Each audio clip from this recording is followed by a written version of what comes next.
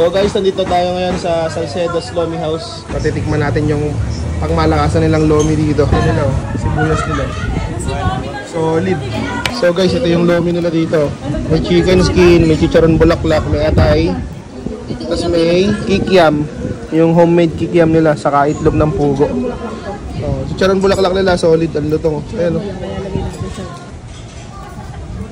First bite guys, tikman natin yung kanilang malupit na noodles.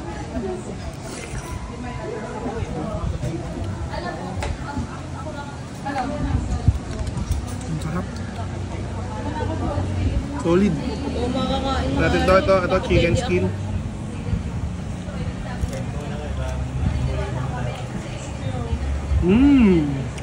Yummy. Ano yun? Charon?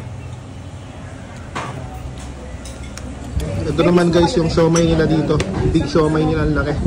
Ayun o, grabe. Dagdag na lang ako sa number 10. Subukan natin yan. Tapos yung chami. Ayun o. Chami. Number 10 tayo. Daddy, walang platito eh. Tikman naman natin yung kanilang siomay. Yung kanilang homemade siomay guys, tingnan nyo. Ayun, may laman-laman sa loob. Tingnan nyo. Sausaw natin. Okay.